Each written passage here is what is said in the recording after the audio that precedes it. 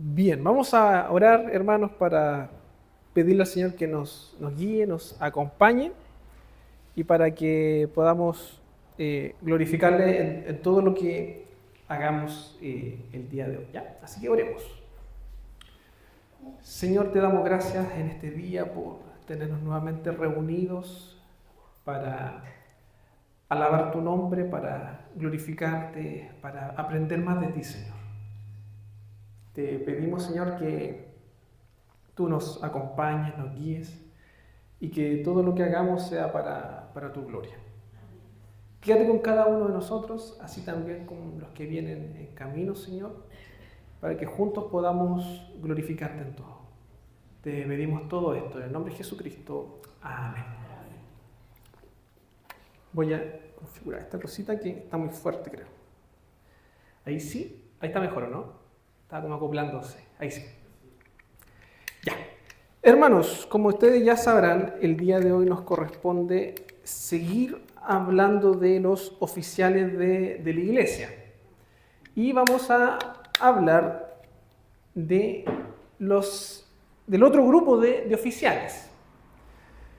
Si tuviésemos que separar o hablar, mejor dicho, de cuáles son los oficiales bíblicamente, ¿cuáles serían? ¿Recuerdan? ¿Alguien dijo?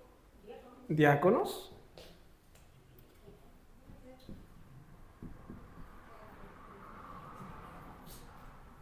Diáconos y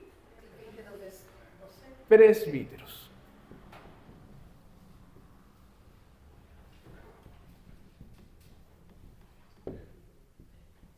Si hablamos entonces de oficiales, tenemos diáconos y presbíteros. Bíblicamente serían esos dos los únicos oficios.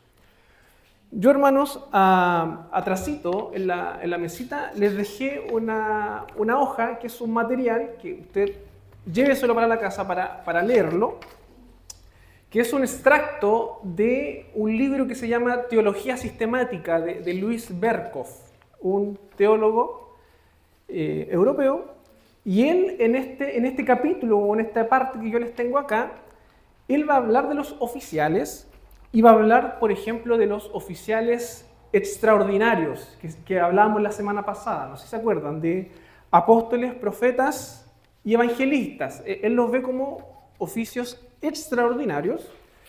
Y por otro lado después vienen los oficios ordinarios, en donde están los ancianos, maestros y diáconos. Entonces, aquí Louis Berkhof hace una distinción entre los presbíteros a la hora de hablar de ancianos y maestros, para que usted también lo tenga ahí presente y le dé una vuelta a ese tema. Pero yo se los quiero resumir en realidad. Nosotros hablamos de presbíteros, de acuerdo también a nuestro estatuto, regentes y docentes. Ambos siguen siendo del mismo grupo, presbíteros. Entonces, de acuerdo a lo que usted va a leer ahí, el regente vendría a ser el anciano y el docente vendría a ser el maestro, ¿ya? No es que Louis Berkhof esté inventando un nuevo oficio. Lo que él está haciendo es que a la hora de hablar de los presbíteros, él va a hacer la misma distinción que hacemos nosotros a nivel de estatuto. Regente, que es anciano, y docentes, que vendría a ser el maestro o el pastor o el ministro, ¿ya? Entonces hay también un tema de historia que él lo narra, pero en la práctica es lo mismo, ¿ya? En la práctica es lo mismo.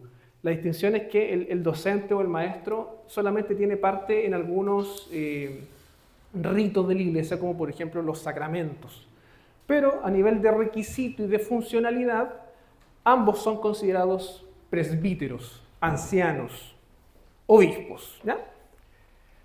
Así que yo les dejo de tarea ese texto para que ustedes lo puedan leer, estudien. Si hay alguna palabra media rara, porque hay palabras que vienen del griego, ahí pueden consultarme, ¿ya? Por ejemplo, ocupan la palabra presbíteros, que está en el griego, diaconía, didascalia, que tiene que ver con algo didáctico, con la enseñanza. Así que si tienen dudas, ahí podemos conversarlo, pero se los dejo como tarea y como material adicional. Entonces, nosotros el día de hoy vamos a hablar de los diáconos. Y antes de comenzar, yo quiero hacer una explicación de por qué yo los dejo en la misma línea.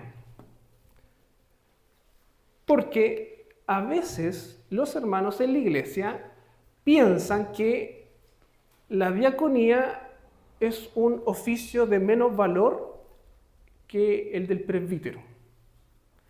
E incluso yo he escuchado a hermanos entender esto de los oficios como si fuese un tema de carrera política. No sé si usted en el Congreso entiende de que primero se parte como diputado y después senador. Entonces a veces los hermanos traen esta misma idea y piensan de que antes de ser presbítero, para aprender, tú tienes que haber pasado primero para haber sido diácono, como si fuese algo progresivo. Pero en realidad no es así, hermanos. Son dos oficios distintos y lo que es importante, que ambos tienen la misma dignidad, por decirlo de alguna forma, pero tienen funcionalidades distintas. Por lo tanto, un presbítero no es más que un diácono y un diácono no es más que un presbítero, sino que son dos roles, dos funciones distintas dentro de la iglesia. Y ambos son importantes. Entonces, si usted tenía en mente de que es como una especie de carrera para ir creciendo, primero soy diácono y luego voy aprendiendo y después voy a ser presbítero, no es tan así. Es un tema de dones. Si usted tiene dones de servicio, diaconía. Si usted tiene dones de gobierno, de enseñanza, de liderazgo, presbiterato. Tenemos que tener cuidado de no verlo como una especie de carrera jerárquica, que a veces pasa. Entonces, hermanos, cuando hablamos de diáconos, ¿a qué nos referimos? ¿A qué nos referimos cuando hablamos de diáconos?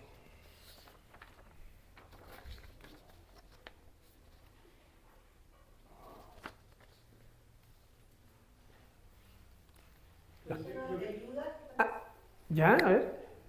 Vamos tirando ideas y después vamos viendo si estamos bien o no. Ayudar. ¿Ya? Hermano Ramiro, usted quería decir algo. Sí, no voy a decir algo, me arrepentí, pero voy a cambiar. ¿Qué más, diácono? Servicio. ¿Servicio? ¿Ya? Servir al cuerpo de Cristo. Servicio. ¿Qué más? ¿Quién ha sido diácono acá en la iglesia? Mana Juanita, ¿quién más? ¿Nadie más? Mana Juanita, ¿está bien eso? Faltan cosas, ¿cierto? Pero está bien lo que llevamos. Sí. ¿Qué más podríamos decir de un diácono? Ya, ¿y cómo podríamos catalogar eso? Ya, ¿la vamos a colocar? Claro, podría ser ya, visitar. Y tiene que ver un tema de espiritual también. Entonces, podríamos colocarlo como apoyo espiritual. Yo lo veo como atender a la congregación en la parte doméstica y espiritual, silenciosamente. Ya. Eso lo vamos a dejar dentro del servicio, ¿ya? Lo que sí es importante, hermanos, y yo quiero ser bien enfático,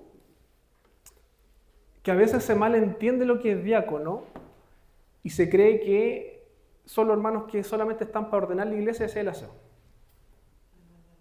Y lavar la loza. Yo he visto esa apreciación a veces, así como tuvimos una actividad, quedaron las cosas ordenadas, la iglesia media sucia, bueno, los diáconos después limpiarán y ordenarán. No es tan así, hermanos. Eso es responsabilidad de todos. Hermano Ramiro. Yo, bíblicamente, entre presbítero y diácono, en servir no veo la diferencia, porque recordemos que la Biblia, los diaconados, partió con, aunque usted me va a decir, no, que puede ser que sean presbíteros los que dijeron, porque no dicen nada. El texto aquí que les pasé va a hablar un poquito de eso. Claro, entonces, pero si fuese así, como dice la Reina Valera, que son diáconos, no habría diferencia, porque en ese problema estaban los apóstoles. Claro. No había ancianos ni presbíteros. Entonces, había una necesidad. O sea, los apóstoles nombraban ancianos. Sí. Pero había una necesidad, y esa necesidad se empezaron a crear este servicio que es el diácono. Claro. Sí. Entonces, yo creo que tanto el presbítero como el diácono tienen que hacer lo mismo por el cuerpo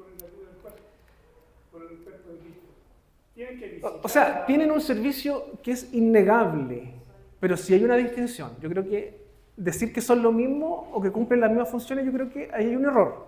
Son distintos. Y de hecho, cuando Pablo se dirige a la iglesia en Filipos, si no me equivoco, él hace como una distinción entre obispos y diáconos, o quienes gobiernan y quienes sirven, ¿ya? Y de hecho Pablo también en sus cartas va a mencionar ciertos personajes y claramente son distintos en lo que hacían. Y de hecho él menciona mucho lo que es la diaconía en aquellos que le ayudaban a él. Está igual después hermana Jessica. Bueno, la diferencia que se puede apreciar es que ellos diaconeaban como de servicios prácticos de la iglesia, que tienen que ver con los servicios de ayuda, y el obispo o el anciano tiene el deber de sobrever y cuidar en los aspectos que tienen que ver disciplina, orden y también con respecto a la docencia. Ya. Es una buena apreciación. Son similares en ciertas funciones. O sea, un presbítero tiene la responsabilidad de visitar al igual que la del diácono. ¿Ya? Entonces, no es que el presbítero, una vez que tenga la junta diaconal, va a decir, yo voy a descansar y no voy a, ni siquiera me voy a preocupar de los hermanos, no los voy a llamar, no los voy a visitar, porque eso es tarea de los diáconos. Eso es un error. Tienen lo mismo. Cuando hablamos de apoyo espiritual, es lo mismo. También, tanto el presbítero como el diácono tienen esa labor. Y de hecho, yo le invito a que lean el estatuto, y el estatuto también habla de eso, y hay cosas muy similares. Pero sí hay una diferencia, y que lo mencionaba nuestro hermano Igor, que tiene que ver de que cuando hablamos de presbítero, hay ciertas atribuciones o cualidades que solamente le compete al presbítero. Lo que es el gobierno, lo que es la disciplina,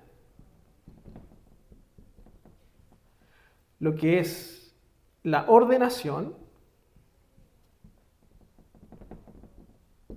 gobierno, disciplina, la enseñanza,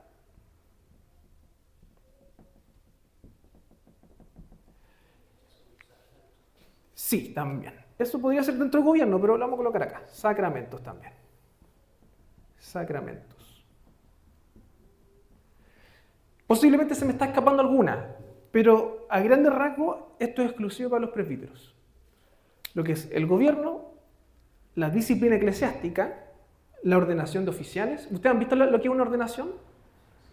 Cuando colocan imposición de manos. Ya, eso es labor y responsabilidad del consistorio o de los ancianos. ¿Ya? Y ahí hay un tema que yo se lo voy a dejar de tarea, porque yo he visto que hay una práctica de ciertos pastores y ministros que ellos dicen de que a los diáconos solamente los ordena el pastor, cuando estatutariamente nosotros vemos que a los diáconos los ordena el consistorio, o sea, todos los presbíteros, no solamente el pastor. Yo les dejo esa tarea para que lo vean en el estatuto. ¿Sí? Con respecto a la enseñanza, bueno, si usted me dice que en Hechos, lo que ocurre en Hechos, cuando nombran, usted dice que puede que sean los presbíteros o ancianos que nombran y no diáconos. Pero en el caso de que fueran diáconos los que nombran ahí, Esteban y Felipe enseñaban.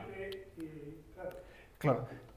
Berkhoff ahí va a hablar un poquito de eso, y de hecho ahí menciona de que si bien es cierto, dado el contexto, estaban los apóstoles y no había necesidad de ancianos en ese momento, lo que se dice es que posiblemente lo que está en Hechos 6 viene a ser un momento particular en donde se crea como un oficio, o hay un oficio transitorio, ¿ya? Que no es como ni lo uno ni lo otro, pero era para ayudar a los apóstoles. Y ahí obviamente vemos que tanto Esteban como Felipe, por ejemplo, ellos enseñaban, predicaban, pero también servían. Lo que sí nosotros destacamos como iglesia reformada es que en Hechos 6 está la esencia de la diaconía. Porque si bien no se menciona como un oficio, no se describe como desde ahora en adelante está la diaconía, sí vemos que ahí está la esencia y los requisitos o los principios bíblicos de la diaconía. Y eso es lo que nosotros destacamos de Hechos 6. Así que vamos a leer Hechos 6, del 1 al 6, por favor. Si alguien lo encuentra, sí, del 1 al 6, le agradezco que lo lea. En aquellos días, como creciera el número de los discípulos, hubo murmuración de los griegos contra los hebreos, de que las viudas de aquellos eran desatendidas en la distribución diaria. Entonces los 12 convocaron a la multitud de los discípulos y dijeron: no es justo que nosotros dejemos la palabra de Dios para servir a las mesas. Buscad pues, hermanos, entre vosotros a 7 varones de buen testimonio, llenos del Espíritu Santo y de sabiduría, a quienes encarguemos de este trabajo. Y nosotros persistiremos en la oración y en el ministerio de la palabra. Agradó la propuesta a toda la multitud que eligieron a Esteban, varón lleno de fe y del Espíritu Santo, a Felipe, a Prócoro, a Nicanor, a Timón, a Parmenas y a Nicolás, prosélito de Antioquía, a los cuales presentaron ante los apóstoles, quienes orando les impusieron las manos. Bien, entonces ahí ya nosotros tenemos la descripción de este trabajo que se forma a través de una necesidad que había en la iglesia. ¿Cuál era la necesidad? Exactamente. ¿Y por qué pasaba eso?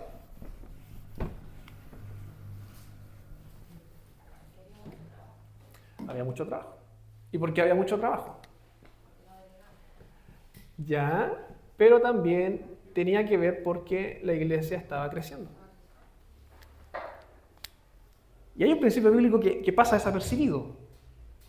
Pero cuando la iglesia va creciendo, es necesario tener más manos de trabajo. Es como lógico, ¿cierto?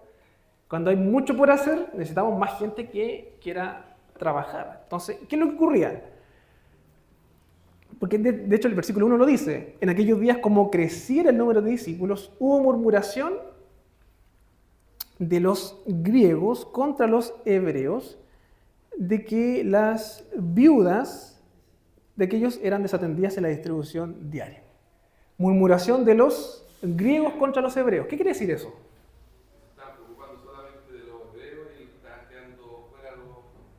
Ya, ¿qué significa griego en este contexto?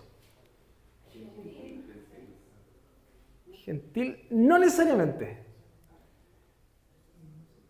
Aquí en esta parte lo que está hablando era pueblo de Dios y lo que no era pueblo de Dios.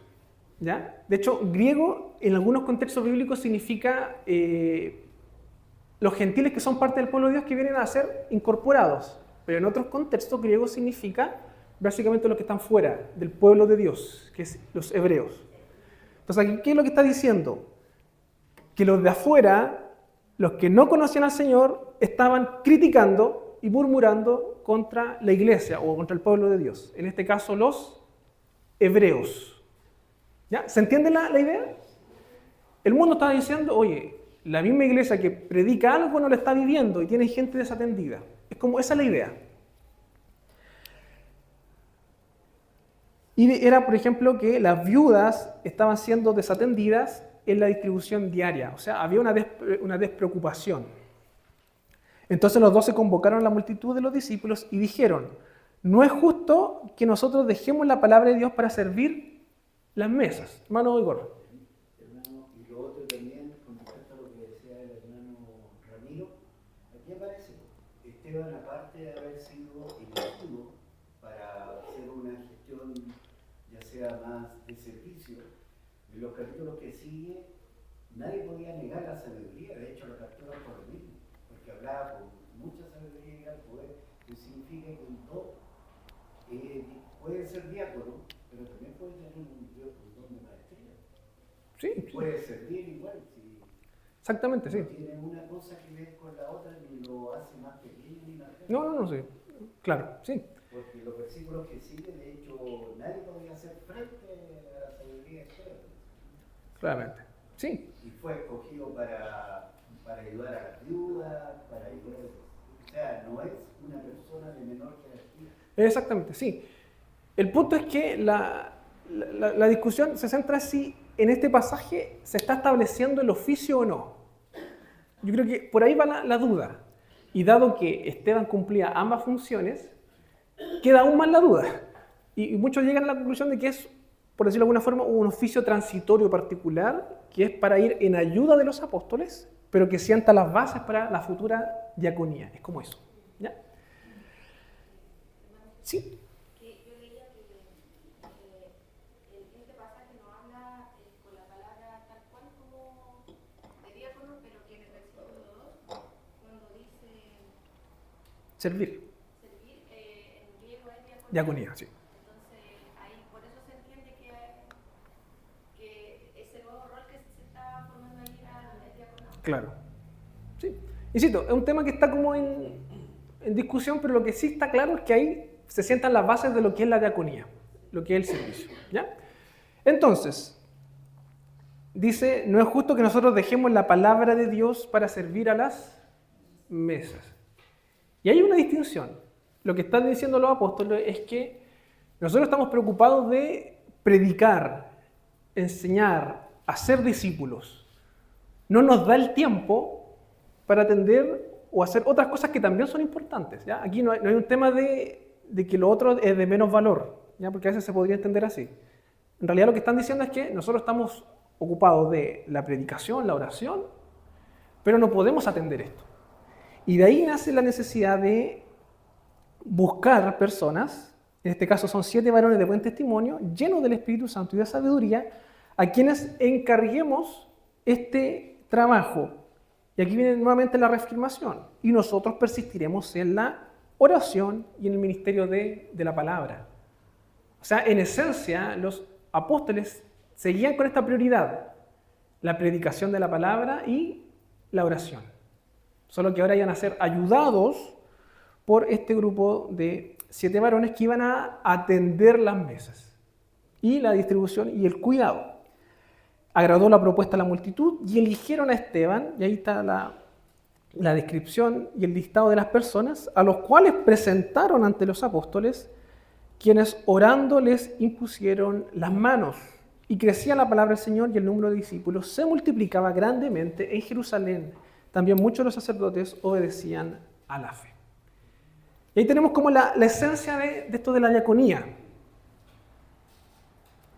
La labor de la iglesia es amplia, es mucha. Por tanto, los oficiales, en este caso los presbíteros o ancianos, no pueden hacer todo en la iglesia. Eso es lo que está enseñando. Y dado que no pueden hacer todo, existe este otro oficio, que es la diaconía, que tiene por propósito ayudar y colaborar en lo que es el pastoreo incluso.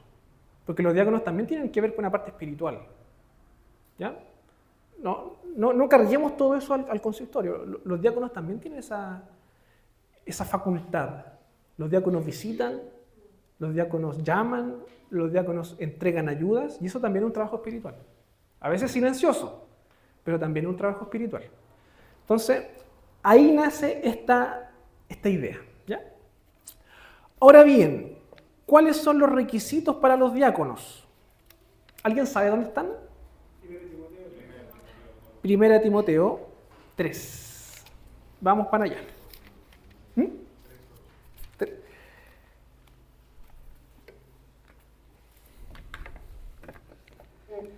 Vamos para allá.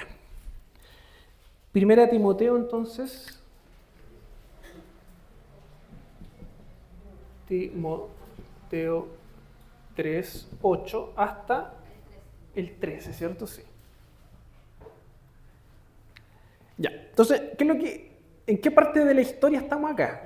Pablo acaba de hablar de los requisitos de los ancianos, o de los que gobiernan, en el versículo 1 al 7, y después de eso va ahora a los otros. Entonces, ¿se dan cuenta que hay una distinción? Por más que sean similares en ciertas cosas, Pablo hace una distinción ahí. Si no hubiese dicho lo mismo, estos requisitos aplican para todos los oficiales, pero hay una distinción acá. ¿Qué dice? ¿Qué habla de la diaconía? Requisitos.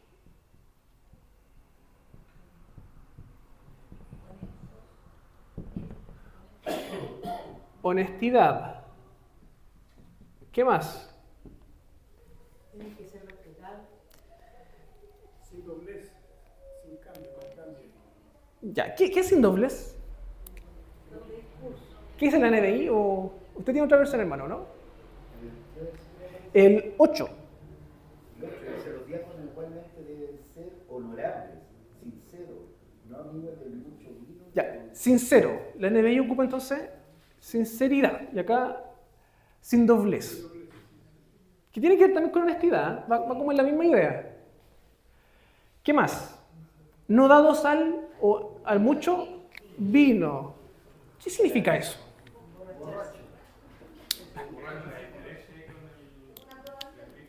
¿Ah? En realidad que no sea dominado por el vino. O sea, quizás los diáconos eran más peligrosos. A lo mejor los diáconos eran más peligrosos y tenías que controlarlos. ¿Hermano Igor? Tenían la tentación. Hermano Igor. Llama la atención que de los dos, en el diaconado dice primero pónganlo a prueba, a diferencia del otro. ¿Ya? O sea, esa es la diferencia de la NBI, no sé si la Valera hace lo mismo. ¿En qué parte dice, hermano? Después, Ya. dice que primero se hace a prueba y después, si no hay nada reprochable, que sirva como diácono. Interesante, ya. Vamos por allá. Ya, cuando hablamos del vino, ¿a qué hace referencia? No tengan tendencia. Autocontrol. Mesura. Dominio propio.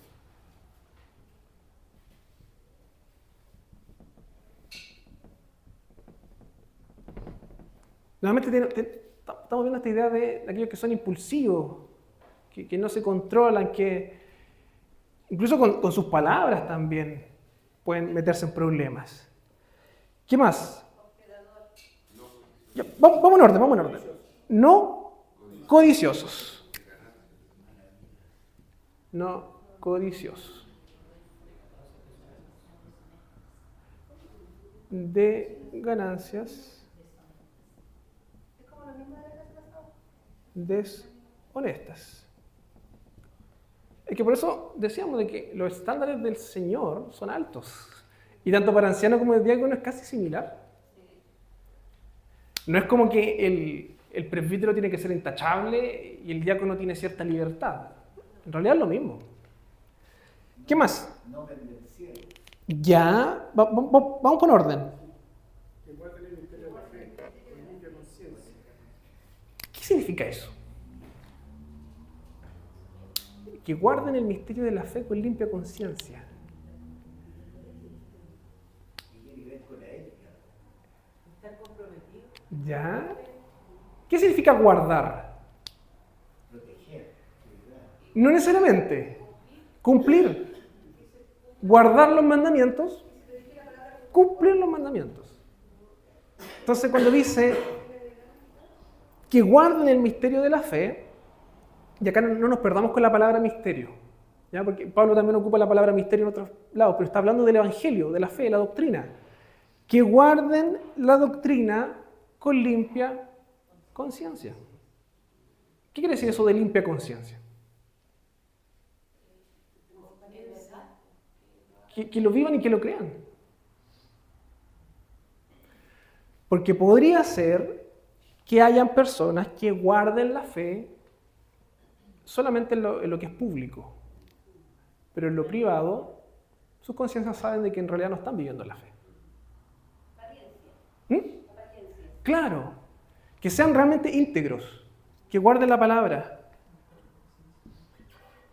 guardar la palabra. Eso tiene que ver con la transparencia también, ¿no? Ser transparente, lo que hace el corazón. Por eso, sí, totalmente. Entonces, guardar la palabra tanto en lo público como en lo privado. No dobles discursos. No dobles discursos. ¿Qué más? Ya, ahí quedamos hasta el 9, ¿cierto? Y el 10 dice, y estos también sean sometidos a prueba primero, y entonces ejerzan el diaconado si son irreprensibles. ¿Cómo entendemos eso? Una vez que sean examinados, A mí me llama la no hay atención nada que acá. reprochar. Eso, que nadie le diga nada. Ya, hermano Ramiro, ahora sí. Y esto también, me llama la atención esto, y estos también. O sea, hay otros, No, está hablando de lo mismo, es un conector. y estos. Y estos también. Ya. Además de esto, estos también tienen que guardar esto otro. Eso es como eso. Entonces, ¿cómo entendemos eso de ser sometido a prueba?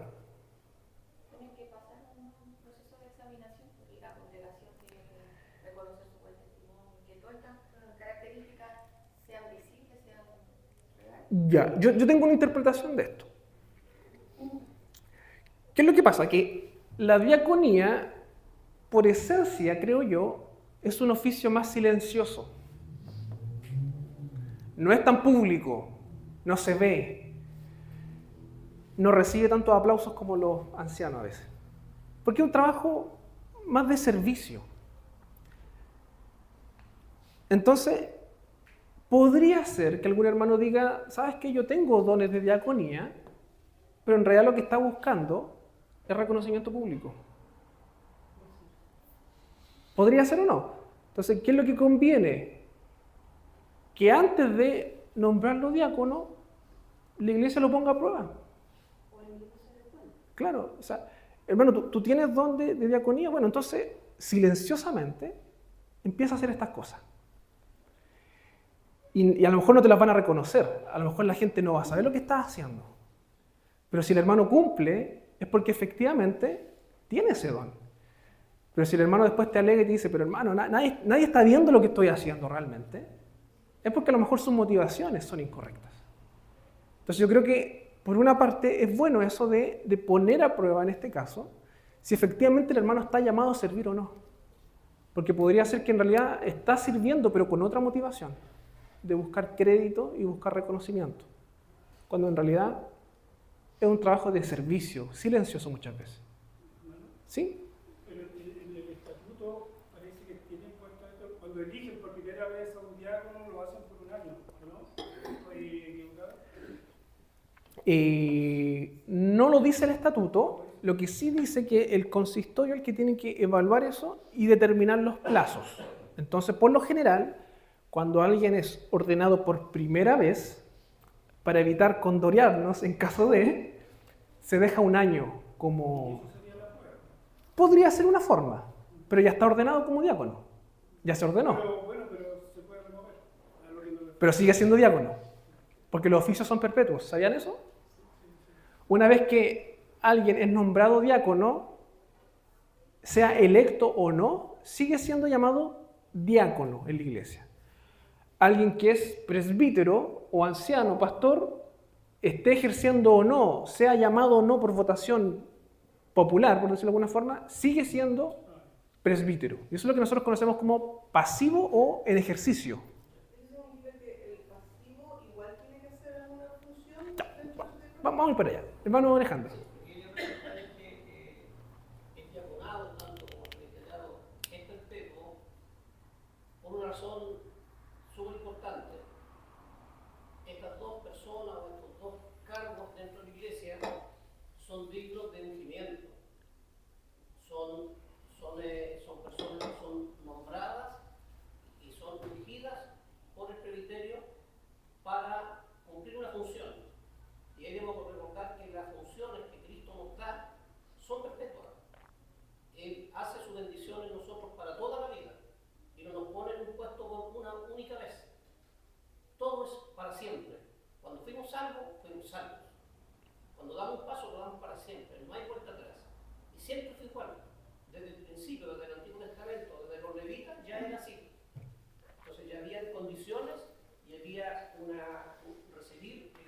galardón. Y ese galardón no era de posta en posta, era mientras tanto, no es por un año ni 2 años. Como dice el hermano Nelson, es perpetuo. Sí, y tiene que ver también con un tema de dones.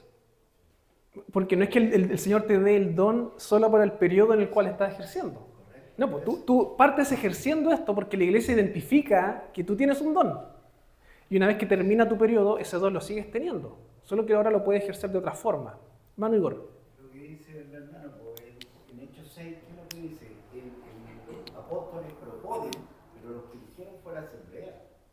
La asamblea los llevaron delante de los apóstoles para que ellos oraran por ellos y pusieran las manos. Exacto. Igual que igual que se confunde mucho lo mismo con el anciano, y tiene su diferencia. Y yo lo diferencié cuando hablábamos con el hermano Gerson, por lo menos puedo estar equivocado, por eso si estoy equivocado se pueda corregir. Por eso existe en el mundo presbiteriano el regente y el docente. Claro. Hay uno que supervisa y vigila, pero hay otro que enseña. Sí, eso viene de las palabras de Pablo, cuando dice aquel que se dedica más tiempo a lo que es la enseñanza, que sea digno de doble honor. Y como que de ahí se subentiende de que, claro, si bien son lo mismo, va a haber alguno que a lo mejor va a dedicarle más tiempo a eso. Va a estar 100% dedicado. De hecho, hay hermanos que se nota que sirven para la regencia, pero no para la docencia, porque no existe el don. Y se ha notado de repente en la enseñanza. Claro. Yo soy partidario de que, pero no es ley, pero yo creo que el anciano, todos los ancianos deben tener por lo menos algo de docencia. Porque son referentes, son líderes. Claro, y como dice la palabra, debe enseñar, debe trazar, como dice. Claro, porque por ejemplo, si viene un hermano, yo soy presbítero y a lo mejor no tengo el don de la docencia, y viene un hermano a pedirme consejo, yo no le puedo decir, hermano, es que yo no tengo idea o no sé cómo enseñarle, o vaya al pastor. No, pues el presbítero tiene que tener esa palabra, esa capacidad. Pero bueno, ya es un tema a discusión. ¿En qué estábamos? En los oficios. Los oficios son perpetuos, porque son reconocidos por la iglesia. Y de hecho, esto pasa cuando a la iglesia presbiteriana llega un pastor que es ordenado en otra iglesia o en otra denominación, porque ha pasado pastores que son ordenados en otra denominación y llega un momento en que dicen, ¿sabes qué? Estuve toda mi vida equivocado y quiero ahora servir en la iglesia presbiteriana. La iglesia presbiteriana, en cierto sentido, reconoce también ese oficio. Hay un proceso, obviamente, de examinación, de convalidar. Pero si en otra iglesia se le llamó pastor o se le nombró pastor, la iglesia presbiteriana reconocería ese oficio también. ¿Ya? Porque no es un tema temporal o de denominación. Es un tema de iglesia general, universal. Iglesia católica, por decirlo de alguna forma. ¿Ya? ¿Alguien ha levantado la mano? No. Ya. ¿Se entiende? Vamos bien. ¿Qué más dice, hermanos? El 10, bueno, dice, aprueba, obviamente hay un trabajo ahí de examinación. El 11, ¿qué dice? Dice, asimismo, las esposas de los diáconos deben ser honorables, no calumniadoras, sino moderadas y dignas de toda confianza. Ya. ¿Esa qué versión es? NBI. La NB. Acá hay un tema de interpretación con respecto al versículo 11. ¿Ya? Y aquí hay que ser bien honesto. Hay discusión con respecto a qué se entiende con las mujeres a sí mismos. ¿Por qué? Voy a borrar acá. Y creo que por lo menos hay 3 posiciones con respecto a esto. En primer lugar, algunos dicen de que está hablando de diaconisas, derechamente mujeres. ¿Ya? De igual manera, pues. Claro. Asimismo, las mujeres sean honestas. Esa es una primera interpretación, de que está hablando de mujeres que ejercen el diaconado. Una segunda interpretación es que está haciendo referencia a las esposas de los diáconos.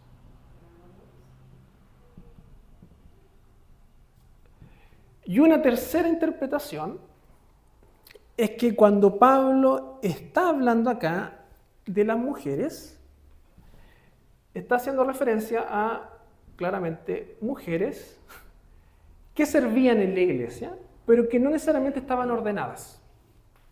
Mujeres que servían.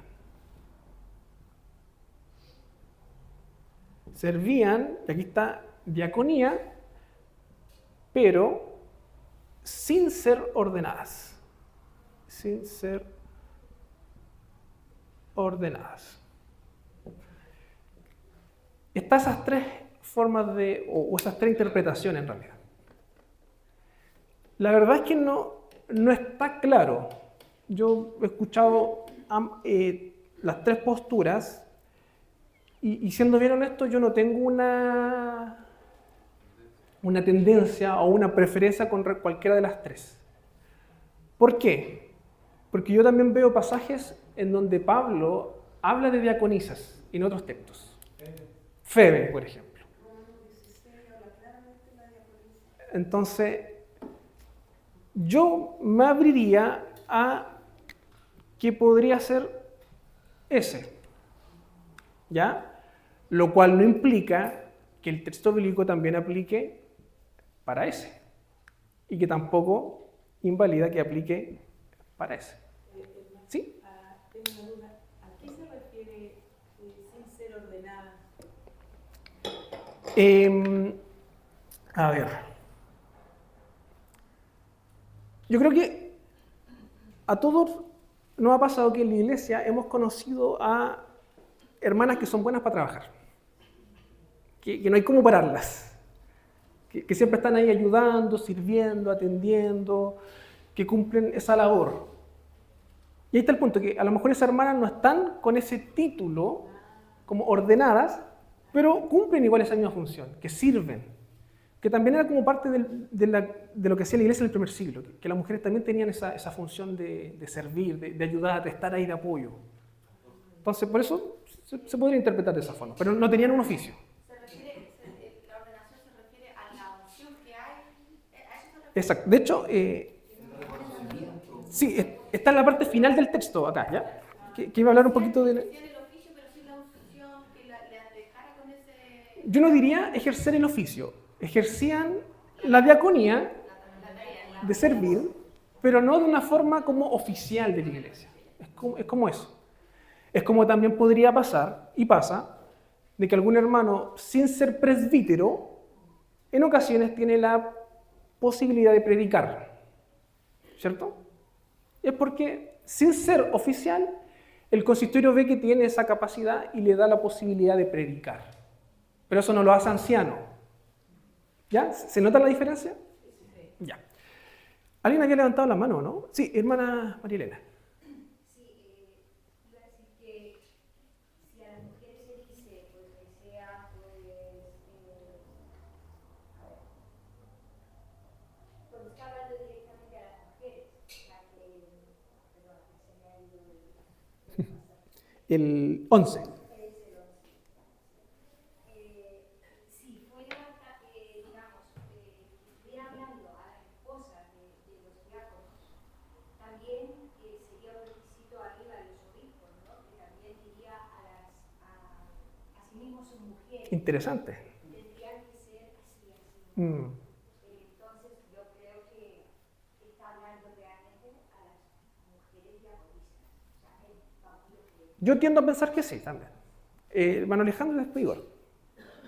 Para cambiar un poco la situación de la diaconisa o las personas diaconisas, ¿Ya? os invito a que vean Romanos 16, dice así: os recomiendo además nuestra hermana Febe, la cual es diaconisa de la iglesia de Cencrea, que la recibáis en el Señor como es digno de los santos y que la ayudéis en cualquier cosa en que necesite de vosotros, para que ella, ayudando a muchos, a sí misma.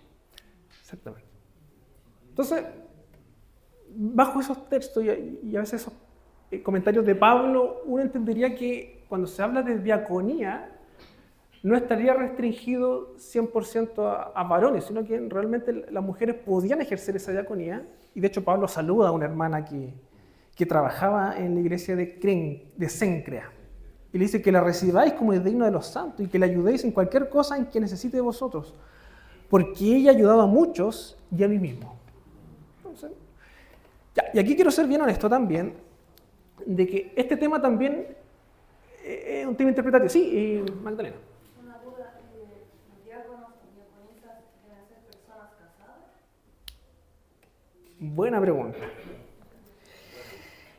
Me cambié de cita. Vamos a... estamos en Timoteo, ¿cierto? Yo, en lo particular, y mientras busco el texto voy a dar mi opinión,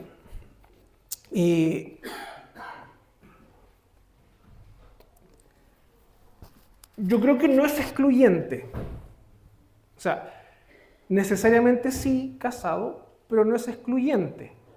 Porque cuando yo veo que se habla de estar casado y gobernar la casa, es porque el Señor quiere que aquel que gobierne la casa gobierne en la iglesia, bajo el mismo modelo. Pero los diáconos no gobiernan. Entonces, yo ahí me abriría a decir de que no necesariamente podría ser alguien casado, porque no tiene que gobernar. Los diáconos no gobiernan. ¿Ya? ¿Se entiende más o menos la idea? Hermano Igor. Abajo, donde hace la aclaración en esta corrección de esta versión, dice la diaconisa. Ya. O sea, estaba apuntado al texto griego original, tiene que haber dicho diaconisa. Porque aquí está haciendo la corrección. Ya, sí. Ya, aquí me voy a salir un poquito de... Y este es un tema también de idiomas. Porque... Y una particularidad del griego, que cuando se habla de mujer, ocupa el concepto de ginosque, si no me equivoco, que a veces hace referencia a mujeres y otras veces hace referencia a las esposas.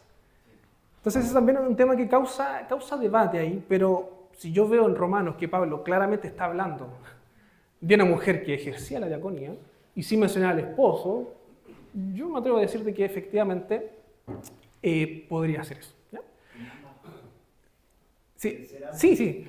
Hay iglesias que en este sentido son muy estrictas y solamente ordenan varones como diáconos. Presbíteros varones como presbíteros y varones como diáconos. Hay otras iglesias que ordenan solo presbíteros varones y cuando se habla de diaconía, ambos.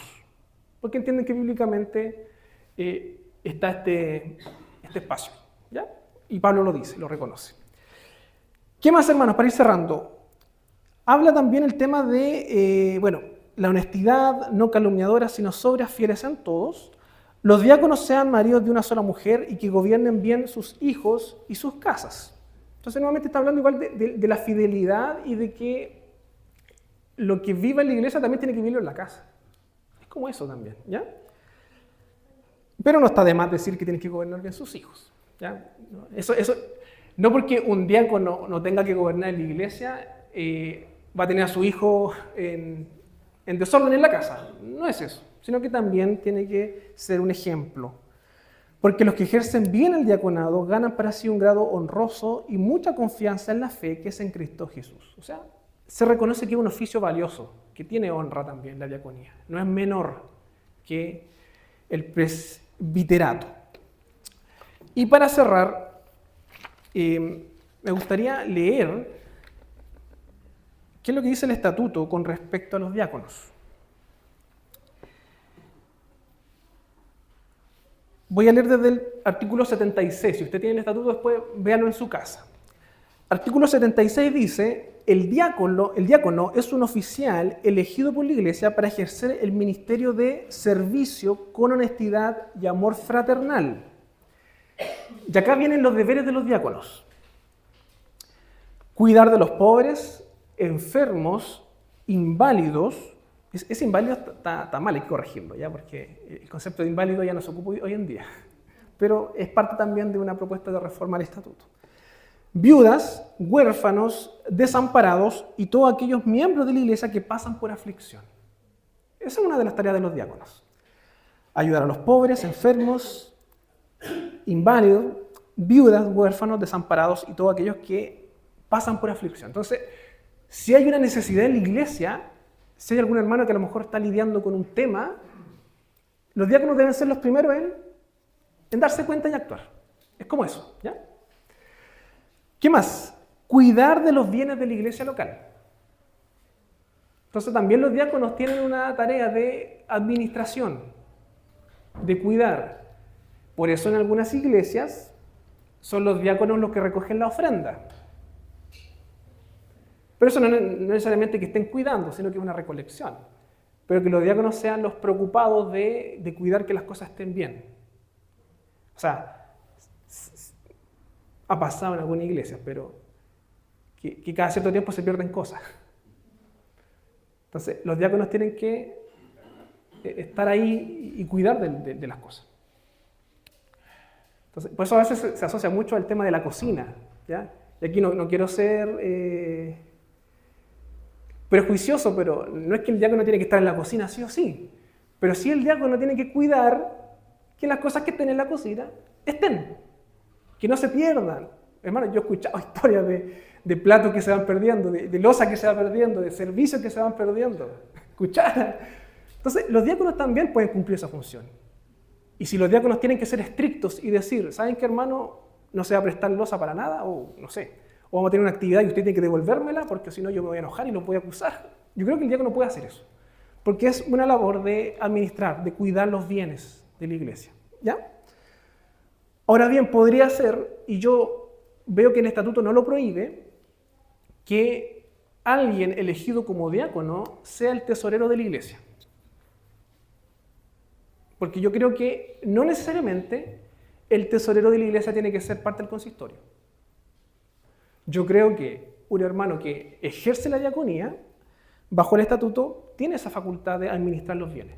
Entonces yo me abro a la posibilidad de que un hermano diácono sea tesorero. ¿Ya? Se podría también ahí conversar eso. ¿Qué más? Ayudar a los pastores y presbíteros, o sea, al consistorio, en el desarrollo espiritual de los creyentes. Entonces, lo que es el crecimiento y el desarrollo espiritual no es labor sola del consistorio, de los ancianos. Los diáconos también pueden hacer eso. Y hay diáconos muy buenos que aconsejan, incluso pueden ejercer esto del don pastoral sin ser pastor ni anciano. Pero están ahí, te dan palabras de aliento, te acompañan. Y eso no está mal, porque también tienen esta función. Y por otro lado también planificar y llevar a cabo las acciones sociales de la iglesia. ¿Qué entendemos por acción social de la iglesia? ¿Se les viene a la mente algo? Visitar ancianos, hogar de menores. ¿Qué otra acción social más puede hacer la iglesia? Las cárceles, enfermos, hospitales, fuera de la iglesia. Entonces, como iglesia tenemos esa posibilidad de hacer esas cosas. Y quienes deberían gestionarlas, coordinarlas y a la vez convocar a la iglesia a participar son los diáconos. No es que solo los diáconos van a ir al hospital a dar palabras de aliento, no. Los diáconos organizan, gestionan y después avisan a la iglesia y vamos tal día. Yo así lo entiendo. Porque hace como que se deja todo para allá. No, que los diáconos lo hagan. No, toda la iglesia está llamada también a hacer eso. Pero los diáconos son los que planifican y llevan a cabo esa acción social. ¿Ya? ¿Qué más quiero decirles, hermanos? Yo les invito a que lean el estatuto. Solamente quiero, y para terminar, quiero leer el artículo 83, que dice: los presbíteros regentes y diáconos, o sea, todos los oficiales, deberán ser asiduos y puntuales en el cumplimiento de sus deberes, solícitos en la obediencia a Cristo, fieles a la doctrina, discretos en el hablar y ejemplo de santidad en la vida. ¿Qué es lo que está diciendo acá? que tanto diáconos como presbíteros deben ser los primeros que tienen que estar acá en la iglesia. No puede ser que tengamos que estar llamando a un presbítero, a un diácono, para preguntarle si va a venir o no a la actividad de la iglesia. No puede ser. Son los primeros que tienen que estar acá. ¿Y qué es lo que quiero decir con esto? Y con esto voy a cerrar.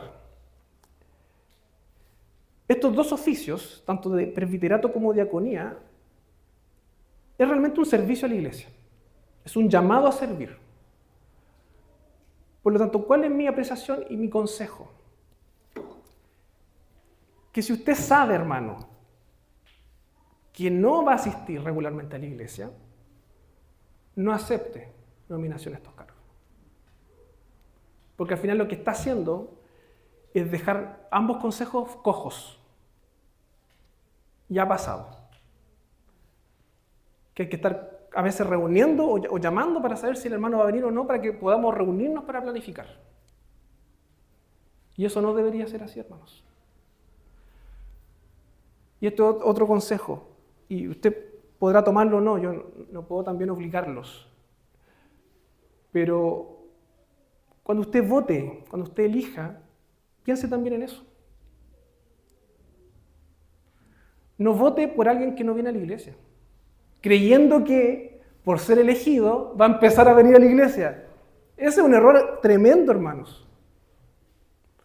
Más que ayudar al hermano, más que ayudar a la junta diaconal o consistorio, lo que usted está haciendo es un daño, porque va a impedir que trabajen. Entonces yo también quiero ser crítico, hermano, de que tenemos dos oficios en la iglesia que son relevantes, importantes. El desarrollo de la iglesia va muy de la mano con estos dos equipos bien comprometidos. Pero si tenemos personas que no están comprometidas, que vienen a menos de la mitad de las actividades de la iglesia, yo creo que no sirve. Porque deben ser los primeros que deben estar acá. Deben ser los primeros. Entonces yo creo que es importante que como iglesia nos tomemos en serio este tema de los oficios. Porque el Señor también se glorifica en la medida que le obedecemos y actuamos correctamente. Supongamos, hermanos, que el trabajo de la iglesia o la iglesia crece de manera rápida o exponencial. Necesitamos que ambos, tanto diáconos como presbíteros, estén ahí. Que sean los que estén recibiendo, que sean los que estén enseñando, que sean los que estén pastoreando. O si no, ¿quién va a recibir a esas personas? ¿Quién las va a capacitar? ¿Quién les va a enseñar? ¿Quién se va a preocupar de sus necesidades, tanto espirituales como materiales? Entonces, es importante que haya un compromiso. Por tanto, cuando una persona es votada y ordenada como diácono o como presbítero, está asumiendo un compromiso ante la iglesia. Está asumiendo un compromiso público ante la iglesia de servicio. Entonces, no nos tomemos esto a la ligera. Esa es mi apreciación, ¿ya? Hermano Ramiro. Me quedó una sola duda en cuanto a la escritura de la enseñanza. ¿Ya? Los presbíteros y los diáconos. Porque puso ahí exclusivamente la enseñanza es para los presbíteros. Los diáconos no podrían enseñar. Ya, buena pregunta. Y con esto cerramos. Dentro de la teología reformada o la visión reformada de lo que es iglesia, yo me atrevería a decir que hay dos visiones con respecto a la enseñanza. Hay una postura que dice que lo que tiene que ver con la enseñanza en la iglesia es exclusivamente del pastor o del ministro. Y que nadie más que no haya sido ordenado para ese fin puede ejercer la enseñanza en la iglesia. Entonces, ¿qué es lo que dice esa postura? De que la única persona que predica es el pastor. La única persona que dirige una actividad de enseñanza es el pastor. La única persona que dirige un departamento local, sea cual sea, es el pastor. Porque él está llamado a enseñar. Esa es como una visión. Yo no la comparto mucho. ¿Cuál es la otra visión? de que lo relacionado con la enseñanza recae como responsabilidad del consistorio, lo que es enseñanza. ¿Por qué? Porque si no nosotros estaríamos mal, porque no tenemos un pastor hoy día, ¿cierto? La semana pasada tampoco tuvimos un pastor, pero el consistorio asume esa labor. Y por eso tenemos nuestras actividades, por eso tenemos predicación. Porque el consejo es el encargado de la enseñanza de la iglesia. Bajo esa idea, yo creo que un diácono sí puede enseñar, pero bajo la supervisión del consistorio. Porque el consistorio es el que se preocupa de la enseñanza. Entonces yo por eso soy más de esa línea, de que hay hermanos que tienen dones, capacidades para enseñar y que no necesariamente van a tener el oficio, pero pueden ejercerlo en el contexto en el cual están, pero supervisado por el consistorio. ¿Ya? ¿Qué pasa con las diaconisas? Porque también dice que las mujeres no pueden enseñar. Ahora, ¿qué Sí, piensa- qué sí, piensa- no, sí, las mujeres pueden enseñar. pero dentro de la congregación? ¿A eso No, cuando Pablo habla de que la mujer no puede hablar, y eso lo vimos en la charla, hace referencia a cuando el consejo se reúne para juzgar las enseñanzas. Y eso es consistorio.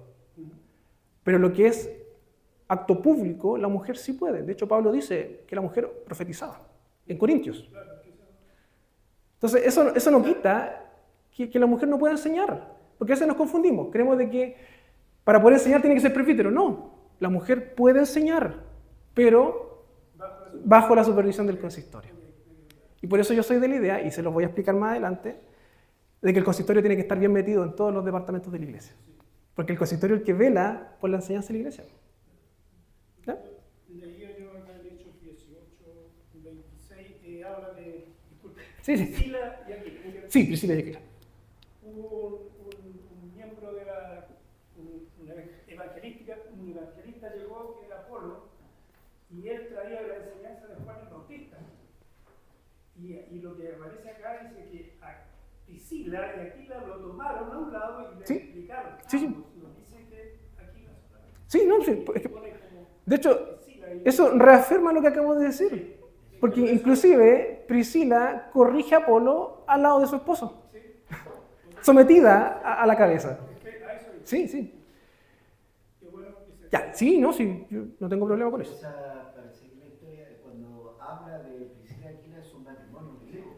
Lo que pasa es que siempre tuvo no un problema, pero siempre Pablo con Apolo, porque se le reconocía a Apolo como poderoso en la escritura. Y no es que Pablo era más tímido para hablar con la iglesia. Entonces siempre hubo una especie de realidad que después Pablo la va descendiendo en un tiempo. Y ahí le dice que tomen a Apolo porque él manejaba lo que era de Juan Bautista, el bautismo de arrepentimiento, pero no manejaba el evangelio. Ya.